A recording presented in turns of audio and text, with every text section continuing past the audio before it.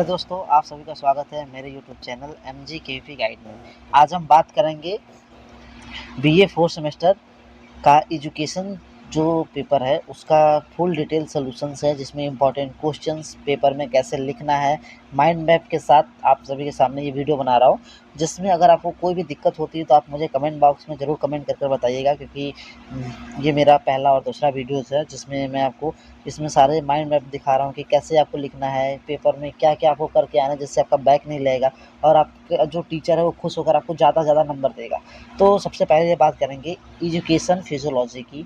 Education physiology वो scientific science है जिसमें टेक्निक लर्निंग प्रोसेस, जिसमें आपको टीचिंग लर्निंग प्रोसेस सिखाया जाता है कि आप चीज़ों को कैसे समझाते हो सामने वाले को, वो चीज़ सिखाई जाती है। जिसमें स्टूडेंट का बिहेवियर कि स्टूडेंट कैसा बिहेव करता है, कोई बहुत ही चंचल स्टूडेंट होता है, कोई बहुत ही शांत स्टूडेंट होता है, तो जो टीचर होता है वो सारे बच्चों के साथ पढ़ाता है। तो उस चीज़ को सिखाने के लिए जो चीज़ हम सीखते हैं, साइंटिफिक चीज़ होती है जो टीचर को बताई जाती है, वो है एजुकेशनल फिजियोलॉजी। जिसमें आपको मेंटल प्रोसेस कि कोई कैसा सोचता है या कैसा उसका दिमाग काम करता है, उसकी डेवलपमेंट अध्ययन करती है ना। ये टीचर को समझाने में मदद करती है स्टूडेंट कैसा सीखता है, कैसे मोटिवेट होता है और कैसे याद रखता है ना। अगर ये चीज़ अगर आपने सेम टू सेम यही चीज़ पेपर में लिख दिया, आपको 2 नंबर में से 2 नंबर ज़रूर मिल जाएंगे। आपको कोई भी चेंजेस नहीं करने हैं। आप Hindi English mix word use कर पेपर में लिखोगे, टीचर ज़्यादा एक्टिव होगा और आपको ज़्यादा से ज़्यादा मार्क्स देगा। ठीक है, आप चाहे हिंदी सिर्फ यूज़ करोगे तो आपके बैक लग सकते हैं, सिर्फ इंग्लिश यूज़ करोगे तो आप पास हो सकते हो। देखो, सच्चाई यही है कि आजकल के टाइम में जो आपके प्रोफेसर हैं, जो कॉपी चेक करते हैं, जो पढ़ाते हैं उनकी बात नहीं कर रहा हूँ, जो कॉपियाँ चेक करते हैं, उनको भी हिंदी बहुत ही कम आती है। वो क्योंकि वो जब कॉलेज में जाते हैं, अच्छे यूनिवर्सिटी पीएचडी जब तक पीएचडी वो सीखने लगते हैं, करने लगते हैं, सारी चीज़ें जो सारी लैंग्वेज है वो इंग्लिश में कन्वर्ट हो जाती है। तो आप कोशिश करो कि कुछ वर्ड हिंदी कुछ वर्ड इंग्लिश लिखो। अगर आपको इंग्लिश एकदम नहीं आती तो आप पूरा हिंदी में लिखो, चलेगा। लेकिन बहुत सारे ऐसे लोग हैं जिनको हिंदी इंग्लिश मिक्स आती है, तो आप हिंदी इंग्लिश मिक्स करके लिखो, आपको अच्छे से अच्छे नंबर मिलेंगे और कोई भी प्रॉब्लम होगी ही नहीं। ठीक है, जिसमें यहाँ बात करें टीचर को समझाने में मदद मिलती है। स्टूडेंट कैसे सीखता है, स्टूडेंट का मतलब होता है बच्चा। बच्चा कैसे सीखता है, कैसे मोटिव होता है, ठीक है, मोटिवेट होता है या कैसे याद रखता है, इसकी बात करेंगे। यहाँ माइंड मैप की बात करेंगे तो ये देखिए पूरा लैंग्वेज इंग्लिश में है। ये आपकी किसी काम अगर किसी को इंग्लिश आता है तो बहुत अच्छी बात है, नहीं तो ये बहुत ज़्यादा टफ हो जाता है। आप ये वीडियो को देख लें कि जैसे जस्ट लाइक एक कुत्ता है, वो कोई चीज़ खाया और देखा कि हाँ ये चीज़ बहुत अच्छी है। ठीक है, तो टीचर जो है या जो स्टूडेंट्स हैं या टीचर्स हैं, वो इस चीज़ को कि हाँ कुत्ता यही चीज़ खाता है, छोटे बच्चे को अगर सिखाना हो कि नहीं कुत्ते को ऐसे रखो या आपके साथ जो है उनके साथ कैसे बिहेव करना चाहिए, तो बच्चा क्या करता है देख कर ही उन सब चीज़ों को सीखता है। ठीक है, आगे अगर हम बढ़ते हैं डेवलपमेंट विकास की बात करते हैं, सेकंड क्वेश्चन जो है विकास डेवलपमेंट पर डिपेंड करता है। तो डेवलपमेंट एक कॉन्टिन्यूस प्रोसेस है जिसमें व्यक्ति के फिजिकल मेंटल इमोशनल और सोशल चेंजेस होते हैं ना। आप हिंदी में भी फिजिकल मेंटल इमोशनल लिख सकते हो, इंग्लिश में भी आप यूज कर सकते हो फिजिकल मेंटल इमोशन। अगर आपको स्पेलिंग नहीं आती तो आप हिंदी में लिख लो। ठीक है, जिसमें आपकी शारीरिक ग्रोथ की बात होती है ना, और दिमाग पर्सनालिटी पूरी पर्सनालिटी की ग्रोथ की बात होती है ना, कि आपकी शारीरिक मानसिक और थिंकिंग और आपकी बोलने और आपके डेवलपमेंट की पूरी डेवलपमेंट की बात होती है। जिसमें आपको बच्चा चलना सीखता है, छोटे बच्चे से लेकर बड़े वो बच्चा चलना कब सीखता है, कैसे चलता है, फिर पहले घुटनों पे चलता है या डायरेक्ट पैर पे चलने लगता है, दौड़ता कैसे है। ठीक है, आपको सोचना भी सिखाता है। तो इसलिए डेवलपमेंट जो है वो बहुत ही इंपॉर्टेंट टर्म है, किसी भी परीक्षा की बात कर लें या फिर हम पढ़ाई की बात कर लें, दोनों में बहुत ही इंपॉर्टेंट है। यहाँ पे इसके कुछ माइंड मैप, इसके कुछ फोटोज़ हैं जो ऐसे आपको दिखते हैं, ध्यान से देखिए। अगर एक छोटा बच्चा है वो बूढ़े लोगों की को देखता है कि हाँ बच्चा जो है वो ऐसा है। अगर बच्चा जो छोटा है वो पहले पैदा होता है, पैदा होने के बाद ऐसे चलता है, फिर धीरे धीरे वो खेलता है सीखता है, फिर थोड़ा बड़ा होता है तो बाहर जाके गेम खेलता है। एडल्ट होता है जैसे 10 या 12 साल का होता है तो फ़ोन चलाता है, दोस्तों से मिलता है। और थोड़ा सा बढ़ता है, चाइल्डहुड जब उसका होता है तो नई नई चीज़ें सीखता है, तो उसके दिमाग पे क्या प्रभाव पड़ता है यही डेवलपमेंट में दिखाया जाता है, यही डेवलपमेंट में सिखाया जाता है। ओके, लर्निंग की अगर बात करें तो लर्निंग वह प्रक्रिया जिसमें एक्सपीरियंस और प्रैक्टिस के बिहेवियर से चेंज होता है। जिसमें आप क्या करते हो कि कोई चीज़ लगातार सीखते हो, लगातार जैसे लिखना है आपको, तो लगातार आप लिखते जाओगे तो आपकी राइटिंग धीरे-धीरे सुधर जाएगी। उसी को बोलते हैं एक्सपीरियंस ऑफ प्रैक्टिस। तो एक्सपीरियंस और प्रैक्टिस के मैच से जो चीज़, नई चीज़ आपको सीखने को मिलती है, जो आपके बिहेवियर में चेंजेस आते हैं, उसी को लर्निंग कहलाता है। जैसे साइकिल चलाना की बात कर लें, अगर आप ध्यान से देखोगे तो कोई भी चीज़ अगर आपको सीखना है तो सबसे पहले आप उसके बारे में क्या करते हो, यहाँ पर देखोगे तो एक्सप्लोर करोगे, उसके बारे में जानोगे, फिर उसके बारे में देखोगे आप, फिर उसको सीखोगे, ट्राई दिस, उसको सीखोगे कि कैसे चला जाता है। फिर बार जैसे सीख लोगे थोड़ा बड़ा, फिर बार बार उसी को प्रैक्टिस करोगे तो आपको चलाना आ जाएगा, वो चीज़ सीख जाओगे आप, उसी को बोलते हैं लर्निंग। ठीक है, ऐसे एकदम साइकिल की तरह है। आप चाहो तो ऐसे एक साइकिल बना सकते हो जिसमें आप ध्यान से देखो तो reflection, summary, network building, logic extraction और प्रैक्टिस एक्सपीरियंस ना, ये इधर से साइकिल चलता है, इधर से भी साइकिल चलता है। सबसे आसान अगर हम बात करें तो ये है, एक्सप्लोर करोगे, वॉच करोगे, ट्राई करोगे और प्रैक्टिस करोगे, आप फिर से उस चीज़ के बारे में जान जाओगे। ठीक है, सिंपल सा वर्ड है। तीसरे अगर क्वेश्चन की चौथे क्वेश्चन की अगर हम बात करें तो मेमोरी की बात करते हैं, याददाश्त। याददाश्त की मेमोरी वह प्रोसेस है, याददाश्त वह प्रोसेस है जिसमें हम इंफॉर्मेशन को स्टोर और रिकॉल करते हैं, जिसमें हम चीज़ों को सीखते हैं, याद करते हैं, और रिकॉल मतलब सोचते भी हैं, सोचते और याद करते हैं, उसी को कहता है मेमोरी, उसी को दिमाग कहलाता है। पहला जैसे इनकोडिंग, स्टोरेज और रिट्रीवल, इसके 3 स्टेप हैं। इनकोडिंग का मतलब होता है कि कोई चीज़ को सोचना, उससे रिलेट करना, उससे मिलान करना। जैसे एग्जाम्पल के खट्टी चीज़ की बात करेंगे तो हमें नींबू की याद आएगी, ठीक है, दही की याद आएगी, माठा की याद आएगी। अगर हम स्टोरेज की बात करें, याददाश्त, आपके दिमाग में जो चीज़ है, दिमाग सिर्फ उसी चीज़ को खंगालता है, कोई भी नई चीज़ आपको रिलेट नहीं कराता है। अगर आपके दिमाग में अभी रोने का मन चल रहा है तो आप वो हर चीज़ सोचना स्टार्ट कर दोगे जिससे आप रो सकते हो।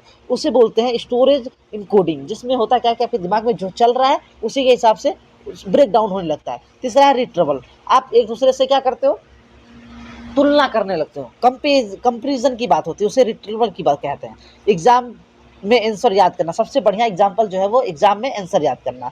ठीक है, अगर ऐसे ध्यान से इधर देखो तो सबसे आसान है ये सेंस वाली चीज़ें। जैसे कोई चीज़ आप सूंघते हो तो आपका दिमाग हमेशा आइडेंटिफाई करता है कि हाँ ये तो इसकी स्मेल है ना। कोई चीज़ आप देखते हो तो आपका दिमाग उस चीज़ को याद कर लेता है, कोई चीज़ सुनते हो तो दिमाग उसको याद कर लेता है, उसी को बोलते हैं याददाश्त। तो इसे, ये आप चाहो तो इसको डायरेक्टली आप लिख सकते हो। इसको समझने के लिए आपका फिगर यहाँ पे बताया गया है।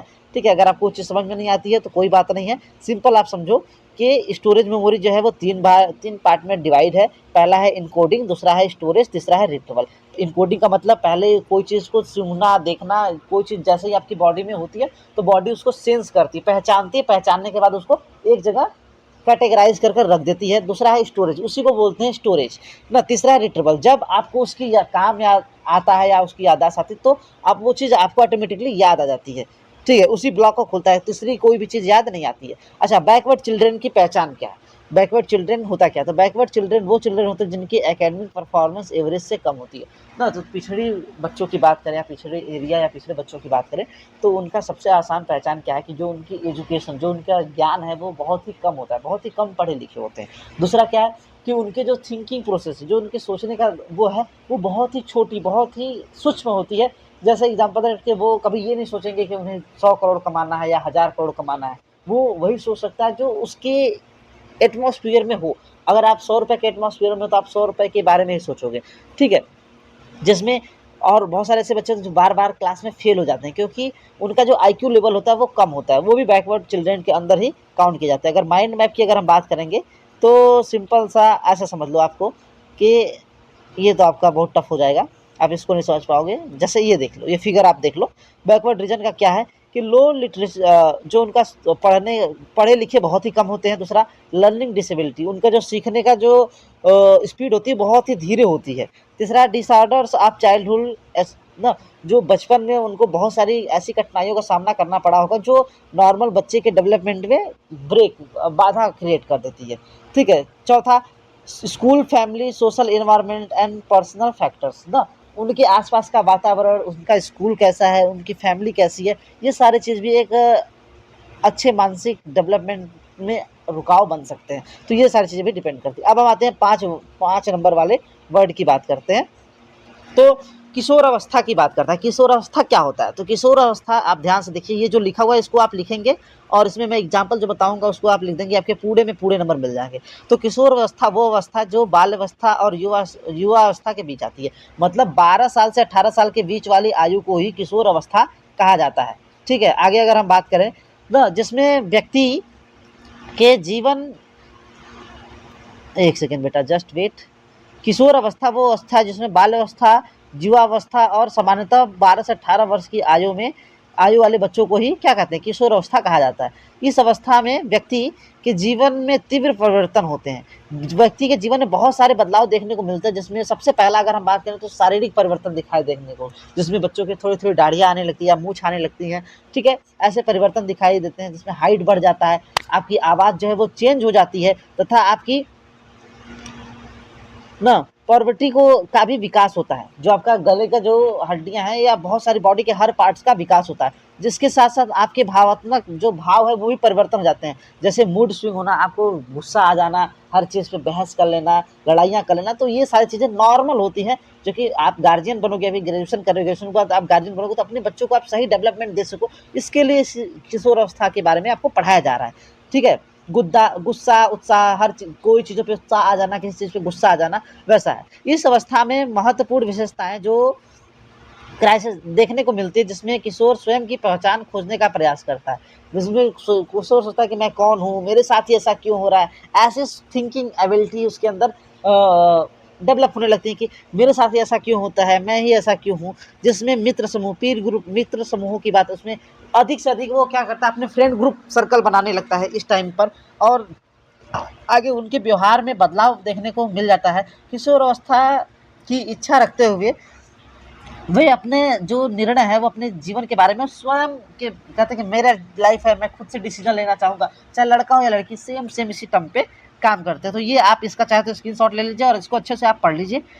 जो लिखा हुआ है पूरा आप अगर यही लिख कर आ जाएंगे और इसमें जो मैं ऐड करूँगा, जो मैं बता रहा हूँ उसको अगर आपने ध्यान से लिख लिया है, पढ़ लिया, तो आपके पूरे में पूरे नंबर 5 में 5 नंबर आ जाएंगे। कोई भी कठिन वर्ड नहीं है। आप किशोर अवस्था के बारे में जो चीज़ जान, जो आपके जीवन में गुजरी होंगी, आप उस चीज़ को भी लिख कर आ जाओगे, आपके पूरे में पूरे नंबर मिल जाएंगे। कोई भी उसमें चेंज करना ही नहीं है। ठीक है, जो भी बच्चा ऐसा सोचता है कि मैं याद कर कर या शेर सीरीज से पढ़ कर याद कर कर चला जाऊँगा, ये चीज़ें हो जाएंगी, वो चीज़ें, ऐसा कुछ नहीं है। आपकी लाइफ में जैसी घटनाएं हुई हैं वही घटनाएं के बारे में यहाँ लिखा गया है। बहुत सारी चीज़ें छांट कर लिखी गई हैं, आप चाहो तो डायरेक्टली उन सब चीज़ों को डायरेक्टली लिख सकते हो। ठीक है, कुल मिला के जो 5 नंबर के क्वेश्चन है वो कम से कम 2 पेज में होना चाहिए। ठीक है, 2 पेज में 5 नंबर के प्रश्न होना चाहिए, 2 नंबर के प्रश्न जो है वो 1 पेज में होना चाहिए। अगर आप इतना लिख लेते हो तो आपको कोई भी फेल नहीं कर सकता है। आप कितना भी कुछ भी लिख कर आओ, ये इम्पोर्टेंस नहीं है। आप सही लिखो या कम लिखो, ये इम्पोर्टेंस भी नहीं है। इम्पोर्टेंस ये है कि आपने कितने पेज डिराइव किए उस चीज़ के बारे में, कितने पेज भरे उस एक टर्म के बारे में। ठीक है, आगे बढ़ते हैं। इसलिए शैक्षिक और माता पिता अवस्था में मार्गदर्शन देना चाहिए। जो माता पिता है या शिक्षक हैं, इस अवस्था में उन्हें क्या करना चाहिए? बच्चों को समझाना चाहिए, बैठकर दोस्तों की तरह बातचीत करना चाहिए। ये भी चीज़ इसमें बताई गई है। इसमें अगर हम ध्यान से देखें तो जस्ट लाइक ऐसा आप ये देख लो, जिसमें होता है क्या है कि सोशल, आप बहुत ज़्यादा लोग से कनेक्ट हो जाते हो, आप खुद के बारे में बहुत ज़्यादा सोचने लगते हो कि हम ये कर लेंगे, हम ये करना चाहते हैं, हम वो करना चाहते हैं। आपकी फिजिकल हेल्थ भी डेवलपमेंट देखने को मिलती है, आपकी बॉडी डेवलप हो जाती है, और इमोशनल आप बहुत ही वीक होते हो उस टाइम पर। उस टाइम पे आपको इमोशनली कोई भी हार्श कर सकता है, कोई भी परेशान कर सकता है। ठीक है, जिसमें अभी क्या है, खासकर बच्चे के लड़के लड़कियों में इंटरेक्शन ज़्यादा बढ़ जाता है। ठीक है, दोस्ती करना चाहते हैं, ये करना चाहते हैं, वो करना, ये सारी चीज़ें उसी टर्म में होती हैं किशोर अवस्था में। ठीक है, आगे अगर हम क्वेश्चन नंबर 2 की बात करें तो सोशल डेवलपमेंट क्या है? व्हाट इज सोशल डेवलपमेंट की बात कर रहा है। तो सोशल डेवलपमेंट वो सामाजिक विकास, वह प्रक्रिया जिसमें व्यक्ति समाज में रहना, दूसरों से संबंध बनाना और सामाजिक नियमों का पालन करना सीखता है। यह विकास जन्म से प्रारंभ होकर जीवन भर चलती है। जब आप बचपन होते तो बड़ों का पैर छूना चाहिए, ये सारी चीज़ें बचपन में सिखाते जाते हैं, और आप बड़े होते तो आपके आखिर, जब तक आप जिंदा रहोगे तब तक ये सारी चीज़ें चलती रहती हैं। आप सोसाइटी के साथ साथ डेवलप होते चले जाते हो। शुरू में आपको सिखाया जाता है, आगे चलकर आप खुद उस चीज़ को सीखने लगते हो। सामाजिक विकास को प्रभावित करने वाले मुख्य कारकों में परिवार, विद्यालय, सहपाठी समूह, संस्कृत और मीडिया शामिल है ना संस्कृति और मीडिया में जैसे आप रील स्क्रॉल कर रहे हो तो रील से आप जो सीख रहे हो ना आपका दिमाग वैसे ही डेवलप हो रहा है। अगर आप 30 सेकंड में रील को स्क्रॉल कर रहे हो, 2 सेकंड में रील को, तो आपका जो दिमाग है वो स्टेबिलिटी अपना धीरे-धीरे खोता जाता है और एक टाइम आगे आने वाले 10, 20, 50 सालों में ऐसा होगा कि आपका दिमाग जो है अशांत हो जाएगा, शांत रहेगा ही नहीं। आप किसी चीज़ को 2 मिनट या 30 सेकंड या 1 मिनट ज़्यादा सोच ही नहीं पाओगे। अभी बहुत सारे बच्चों के साथ ऐसा हो गया है, मेंटली अनस्टेबल उस टर्म में आ जाते हैं। परिवार बच्चा पहला विद्यालय होता है। परिवार बच्चों का पहला विद्यालय होता है। आपका जैसी परिवार होगा, जैसा आपकी फैमिली होगी, जैसी आपकी सोसाइटी होगी, आप वैसा ही सीखेंगे। जहाँ व्यवहार सिखाते हैं, जैसे बच्चा छोटा हुआ तो बड़ों का पैर छूना चाहिए, बड़ों का आदर करना चाहिए, सबको आप कह कर बोलना चाहिए, तो ये सारी चीज़ें सिखाता है। विद्यालय उसके अनुशासन और सामाजिक मूल्यों का ज्ञान देता है। सहपाठी और समूह जो है बच्चों को व्यवहार के सोच को प्रभावित करता है। जैसे आपकी अगर अच्छी दोस्तों के साथ ग्रुप है, पढ़े लिखों के साथ अगर आपकी दोस्ती है, अच्छे परिवार के बच्चों के साथ अगर आपकी दोस्ती है, तो आपकी थिंकिंग हमेशा अच्छी होगी और बड़ी होगी ना, आप अपने से ऊपर सोचोगे। अगर आपकी थिंकिंग आपसे बेकार बच्चों से या फिर ऐसे जो अपने लाइफ में किसी काम के नहीं है, अनस्टेबल हैं, सिर्फ घूम रहे हैं, ऐसे ही टहल रहे हैं, फ़ोन चला रहे हैं, ऐसे लोग से अगर आपकी दोस्ती होगी तो आपकी जो लाइफ है वो धीरे-धीरे वैसे ही बन जाएगी, आपको पता भी नहीं चलेगा। जस्ट लाइक एक ट्री की तरह है कि जैसा आपका पेड़ होगा वैसा ही आपका फल होगा। ठीक है। आधुनिक समय की अगर बात करें तो मीडिया और टेक्नोलॉजी समाज के विकास में प्रभावित कर रहे हैं। अगर अभी की हम बात करें तो ये आप टर्म आप चाहो तो लिख सकते हो। इस प्रकार सामाजिक विकास में व्यक्ति को समाज का एक जिम्मेदार सदस्य बनाता है। अगर आप अच्छे सदस्य तभी बन सकते हो जब आप सामाजिक सारे टर्म को सही तरीके से फॉलो करो अपनी लाइफ में। जैसे कूड़ा हर जगह नहीं फेंकना चाहिए, लेकिन इंडिया में ऐसा है कि ये चीज़ सिखाया ही नहीं जाता, कहीं सिखाया ही नहीं, पूरे घरों में ही कहीं नहीं सिखाया जाता, जिसकी वजह से हम कहीं भी खाते हैं, कहीं पैकेट फेंक देते हैं। पर फॉरेन में ऐसे कल्चर्स नहीं है। फॉरेन में आपको बचपन से सिखाया जाता है कि बेटा डस्टबिन का यूज़ करो, लेकिन बहुत सारे आप बताओ कितने सारे बच्चे हैं जिनके घर में डस्टबिन यूज़ होता है? किसी के घर में ही नहीं होता है। 99% बच्चे ऐसे हैं जिनके घर में डस्टबिन यूज़ नहीं होता है, जो शहरों में नहीं रह रहे हैं, उनकी बात कर रहा हूँ, गाँव के बच्चों की बात कर रहा हूँ, शहरों की नहीं, क्योंकि 70% जो पॉपुलेशन है, वो गाँव से ही बिलॉन्ग करती है। ठीक है? आगे हम माइंड मैप की अगर बात करें तो माइंड मैप यहाँ बेटा कहीं हिंदी में नहीं है, लेकिन ऐसा आप देख सकते हो कि जैसे जस्ट लाइक ये कि कम्युनिटी, मीडिया, ये आपके जैसे घेरा सबसे जो छोटा बच्चा है वो फैमिली, दोस्त और स्कूल, ये तीनों चीज़ से सीखता है। थोड़ा-सा बड़ा अगर होता है तो स्कूल के दोस्तों से कनेक्शन से, होम स्कूल कनेक्शन से सीखता है, फैमिली फ्रेंड से सीखता है, रिलेटिव जो आते हैं उनसे चीज़ सीखता है। थोड़ा-सा और अगर बड़ा होता है तो कम्युनिटी जो आपका उसके आस-पास की जो कम्युनिटी है, जो उसके आस-पास का माहौल है, जो उसके गाँव का माहौल है, उसके बारे में सीखता है, हाउसिंग के बारे में सीखता है। और बहुत बड़ा जब थोड़ा और बड़ा हो जाता है तो social media, politics, government politics, इन सब चीज़ों के बारे में सीखने लगता है। तो ये एक फुल डेवलपमेंट की बात हो रही है। ठीक है? ऐसा माइंड मैप आप है, चाहे तो आप स्क्रीनशॉट ले सकते हो। ठीक है। लॉजिक का क्या महत्व है? लॉजिक मतलब होता है तर्क। तर्क एक बहुत ही इम्पोर्टेंट टॉपिक होता है किसी भी सामाजिक व्यक्ति या समझदार व्यक्ति के जीवन में, ना? आप किसी इंसान को कुछ भी बोलकर शांत नहीं करा सकते जब तक आप किसी चीज़ के तर्क वाइज़ सॉल्यूशंस नहीं दे सकते हो। ठीक है। तर्क शिक्षा का महत्वपूर्ण अंग है। अगर एक आप शिक्षित व्यक्ति हो तो आपको हर सवाल के तर्क सहित जवाब पता होंगे, जो विद्यार्थियों के सोचने समझने की क्षमता को विकसित करता है। आपकी क्षमता जितनी विकसित होगी, आपके तर्क जो होंगे ना, लॉजिक जो होंगे वो उतने ही सही और सक्षम होंगे किसी को शांत कराने के लिए। तर्क के माध्यम से छात्र सही और गलत का अंतर करना सीखते हैं तथा समस्याओं का समाधान खोजने में सक्षम भी होते हैं। ठीक है? बहुत सारे समस्या अभी देखो जैसे कि कास्ट वाइज़ जो लड़ाइयाँ चल रही हैं हमारे कंट्री में, इसमें अगर तर्क की बात की जाए तो मोस्टली केस में होता क्या है कि अगर आप सारे सोसाइटी को इक्वलाइज़ कर दोगे, तो अपने आप एक टर्म एक पीढ़ी के बाद दूसरी पीढ़ी या तीसरी पीढ़ी में समानता देखने को मिल जाएगी। जैसे पहले कास्टिज़्म बहुत ज़्यादा चलता था, लेकिन अब इतना कास्टिज़्म चलता ही नहीं है। अब आप देखते हो किसी घर जाके आप इंसान बैठ जाता है, शहरों में तो 0% लगभग 0 के लगभग चला गया है कास्टिज़्म, बहुत ही कम देखने को मिलता है। गाँव में थोड़ा-सा है, लेकिन शहरों में और ही कम हो गया है। तो वही तर्क, लॉजिक की बात हो रही है।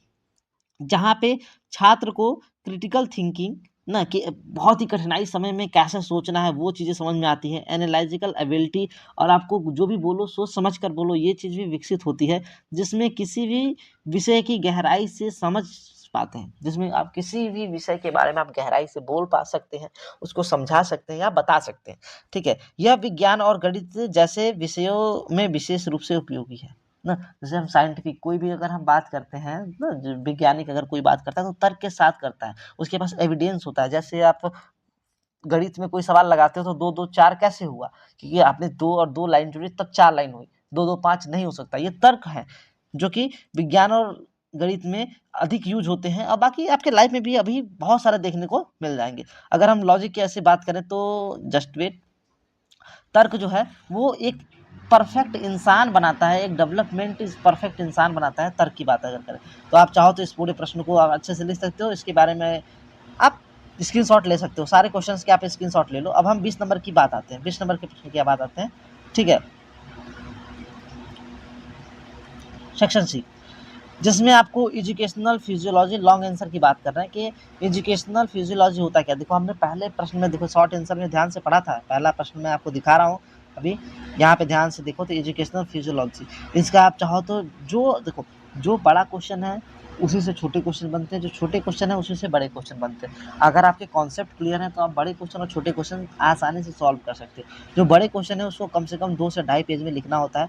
चलिए मैं यहाँ पे आपको दिखा रहा हूँ, जो कह रहा है कि मनोविज्ञान है, शिक्षा मनोविज्ञान वह विज्ञान है जिसमें शैक्षिक परिस्थितियों और मानव व्यवहार का अध्ययन कराता है। हाँ दोस्तों, हम बात करते हैं लॉन्ग आंसर के पहले क्वेश्चन की, जिसमें पहला जो प्रश्न है वो है शिक्षा मनोविज्ञान और उसके क्षेत्र।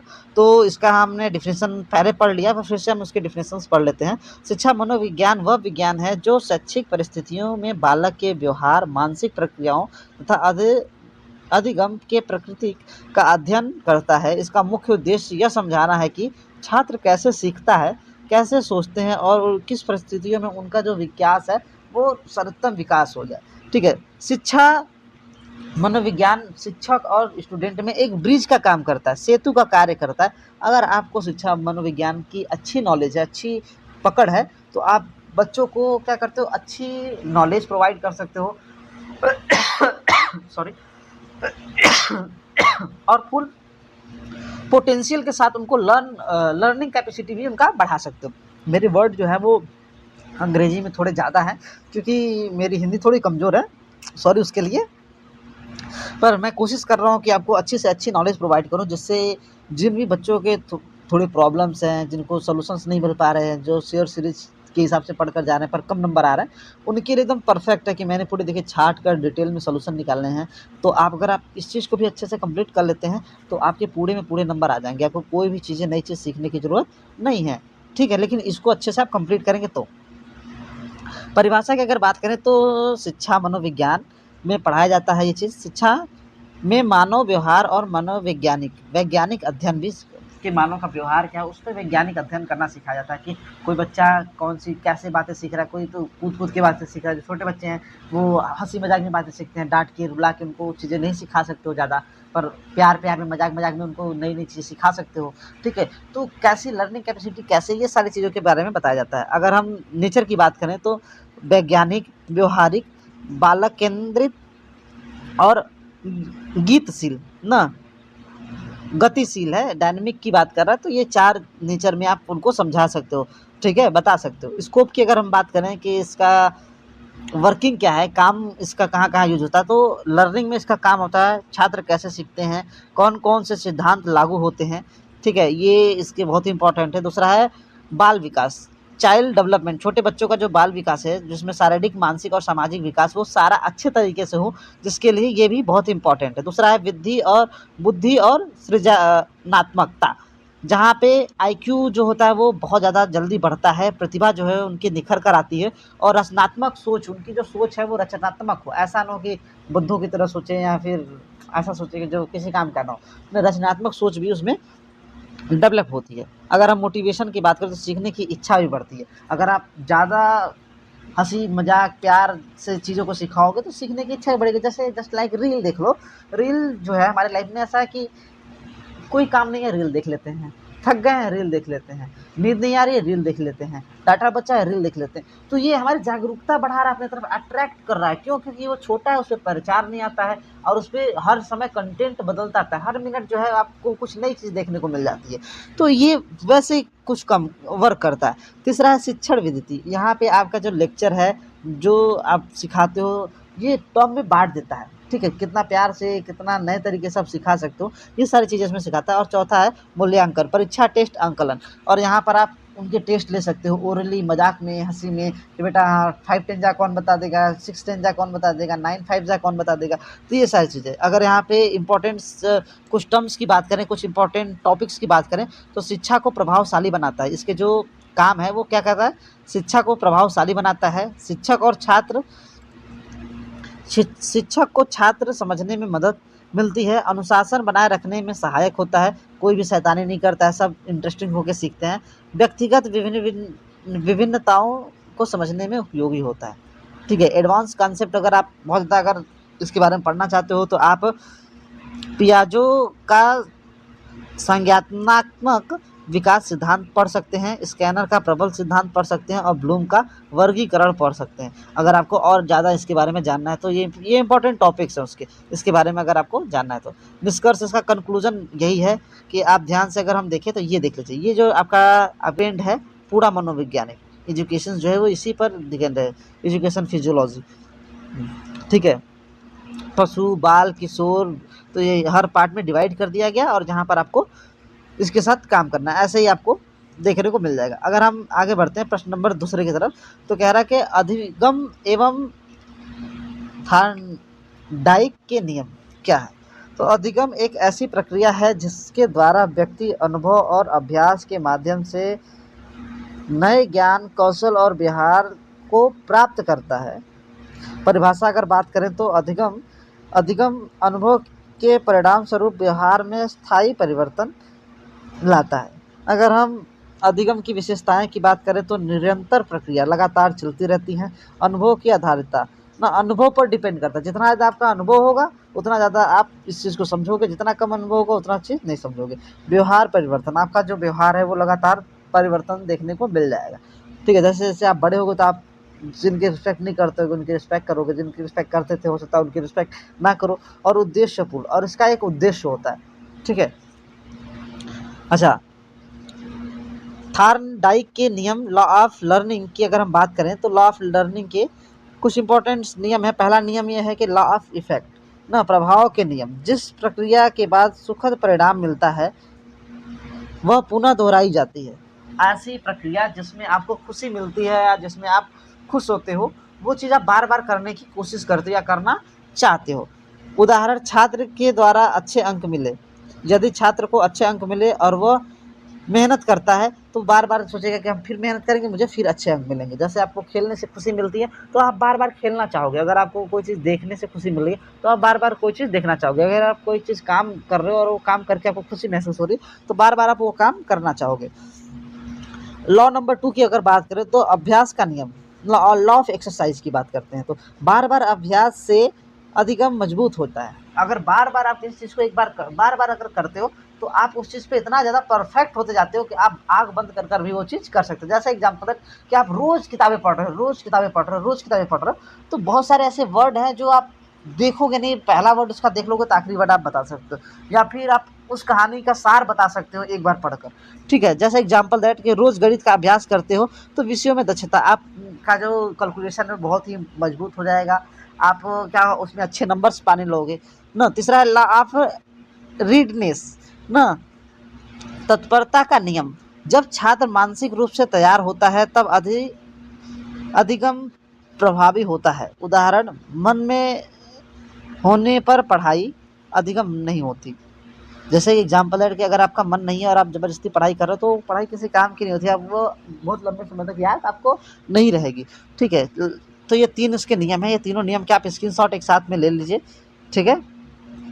ये वीडियो को आप अच्छे से रोक कर सारे वीडियो का स्क्रीनशॉट ले लीजिएगा, सारे टर्म का, जो आपको टर्म है। इसके महत्व जो बहुत ही इम्पोर्टेंट महत्व है वो उसके ये हैं कि शिक्षण को सरल बनाता है, सीखने का जो तरीका है उसको सरल बनाता है, छात्र की रुचि बढ़ाता है। अगर आपको किसी चीज़ में रुचि नहीं लगती तो आप इस नियम को अगर फॉलो कर लेंगे तो आपको उस चीज़ में रुचि लगने लगेगी। सीखने की गति को तेज़ करता है और आप जल्दी से जल्दी हर चीज़ को सीख सकते हो। ठीक है। उन्नति बिंदु अगर करें तो परीक्षण एवं त्रुटि विधि, तो इसमें होता क्या है कि जो आपकी कमियां होती है वो धीरे धीरे कम होने लगती हैं और एक टाइम पे आप परफेक्ट बन जाते हो उन सब चीज़ों में। निष्कर्ष अगर हम बात करें तो आर्थरडाइक के नियम आज भी शिक्षण के अत्यंत उपयोगी हैं, अधिनियम को प्रभावी बनाते हैं। ठीक है। प्रश्न नंबर तीसरे की बात करें, इसमें 2 ही प्रश्न करने होते हैं लेकिन इसमें 4 प्रश्न आते हैं। मैं चारों प्रश्न को आपको करा दे रहा हूँ ताकि कोई भी चीज़ आपका छूटे ना। व्यक्तिगत विभिन्नताएं, ना प्रत्येक व्यक्ति दूसरे से विभिन्न होता है, यही अंतर है कि व्यक्तिगत विभिन्नताएं कहलाती है। परिभाषा अगर बात करें तो व्यक्तियों के बीच गुणों, क्षमताओं एवं व्यवहार में अंतर देखने को मिलता है। प्रकार की अगर बात करें तो किस किस प्रकार की अंतर देखने को मिलता है, शारीरिक विभिन्नता देखने को मिल जाती है, मानसिक विभिन्नता देखने को मिल जाती है, भावनात्मक विभिन्नता देखने को मिल जाती है और सामाजिक विभिन्नता। ये टॉपिक है, इन टॉपिक को अगर आप चाहो इसके अंदर भी आप कंटेंट को लिख सकते हो। शारीरिक कैसे दिखने को तो आप खुद से बना सकते हो, इसमें मतलब इसमें बहुत बड़ी चीज़ नहीं, क्योंकि आप इतनी एबिलिटी आपकी क्रिएट हो चुकी है कि आप बना सकते हो। ठीक है। कारण कॉजेज की बात करें तो आनुवांशिकता, वातावरण, शिक्षा और सामाजिक स्थिति, ये चारों चीज़ डिपेंड करती है कि आप कितना जल्दी कितना चीज़ों को आप में डेवलपमेंट या विभिन्नता देखने को मिलेगा। जैसे एग्जांपल दैट कि अगर आपके घर में सब पढ़ने में बहुत तेज़ हैं तो आप भी पढ़ने में ऑटोमेटिकली बहुत ही तेज़ हो जाओगे। ठीक है। अगर आपके घर में सारे लोग हेल्दी हैं, मोटे हैं, तो आप ऑटोमेटिकली मोटे हो जाओगे, आप पतले हो ही नहीं सकते हो। ठीक है। और अगर आपके घर में शिक्षा अच्छी है तो आपके घर में शिक्षा होती है, तो वातावरण और सामाजिक स्थिति भी डिपेंड करती है इस सब चीज़ों में। ठीक है। शैक्षिक महत्वता की बात करें तो व्यक्तिगत शिक्षण में संभव ना समावेश शिक्षा में बढ़ावा, मार्गदर्शन और परामर्श, प्रतिभा का विकास, ये चारों चीज़ बहुत ही महत्वपूर्ण आती हैं इस चीज़ में। उन्नत बिंदु की बात करें कि जो परीक्षा में आते हैं, पास होने लायक हैं, तो बहुविधु बुद्धि सिद्धांत, गार्डनर का बहुबुद्धि सिद्धांत आप पढ़ लीजिए और बुद्धि परीक्षण, ये 2 टॉपिक आप इसके बारे में पढ़ लीजिए। अगर आपको नहीं मिल रहा है तो कमेंट बॉक्स में मुझे आप कमेंट करके बता सकते हैं। कोई भी परेशानी हो रही है वीडियो से लेकर, ठीक है। मुझे पता है इस वीडियो में बहुत सारी त्रुटियाँ होंगी, ठीक है, लेकिन धीरे-धीरे मैं भी उस चीज़ों को सुधार रहा हूँ। जहाँ पे आपको यहाँ देखिए, यहाँ ये इसका स्क्रीनशॉट आप ले लीजिए, ठीक है। मैं आप सब कुछ बना आपको दे रहा हूँ, ठीक है, हिंदी इंग्लिश में ना बुद्धि, ये इसका भी स्क्रीनशॉट ले लीजिए आप और इसको आप चाहो तो डायरेक्टली आप पेपर में लिख सकते हो। प्रश्न नंबर चौथे की अगर बात करें, मोटिवेशन, प्रेरणा होती क्या है? प्रेरणा वह शक्ति है जो व्यक्ति को कार्य करने के लिए प्रेरित करती है। इसका डेफिनेशन यही है। परिभाषा अगर सेकंड किताबी परिभाषा की बात करेंगे तो आंतरिक या बाह्य शक्ति जो व्यवहार को दिशा देती है उसे हम प्रेरणा कहते हैं।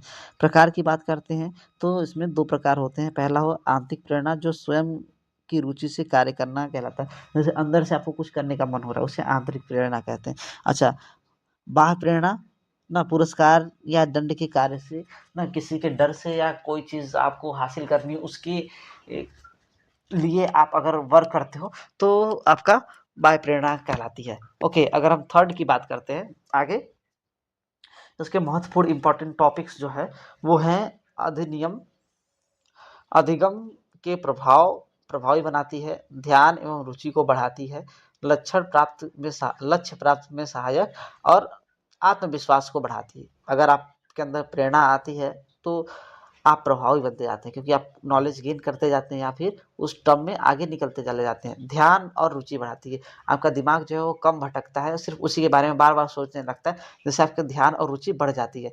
लक्ष्य की प्राप्ति में सहायक, और एक ही काम जैसे प्रेरणा आपको मिलती गई तो आप धीरे-धीरे अपने लक्ष्य के करीब चले जाते हो और आत्मविश्वास बढ़ता है। और क्योंकि आप उसके बारे में इतना चीज़ें जान चुके होते हो, सीख चुके होते हो कि आपका आत्मविश्वास उस मामले में बहुत ही आगे निकल जाता है ना।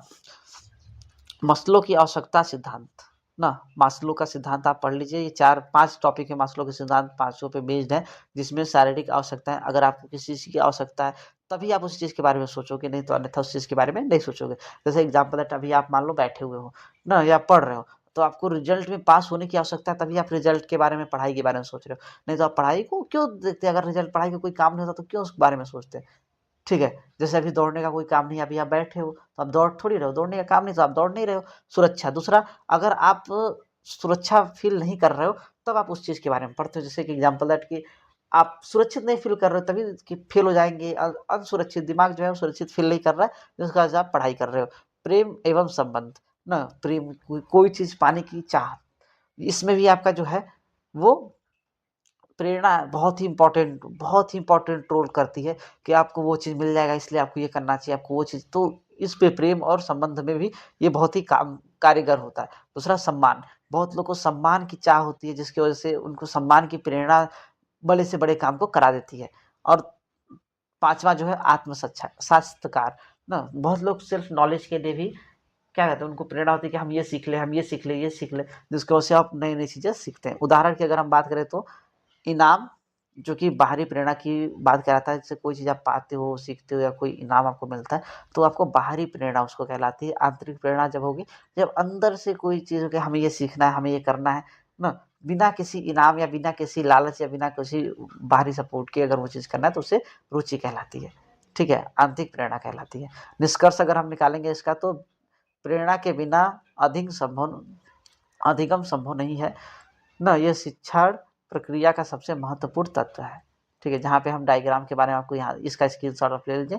इसको आप आराम से पढ़ लेंगे ना। मास्लो की ज़रूरत का पदानुक्रम से एकदम सीधा-सीधा समझाया गया है। इसका आप स्क्रीनशॉट ले लीजिए या फिर इसका आप स्क्रीनशॉट ले लीजिए। ये भी बहुत इम्पोर्टेंट है। इसको आप डायरेक्टली ले सकते हैं, आराम से आपका हो जाएगा। ये आपका रिटन में कुछ नोट्स हैं। ठीक है? ये सेम टू सेम वही चीज़ है पिरामिड वाला, लेकिन आप ये और ये जो 2 हैं, इसका स्क्रीनशॉट ले लीजिए और इसका स्क्रीनशॉट ले लीजिए। अब चलिए हम बात करते हैं कुछ इम्पोर्टेंट टर्म्स की। ठीक है? तो इम्पोर्टेंट टर्म्स की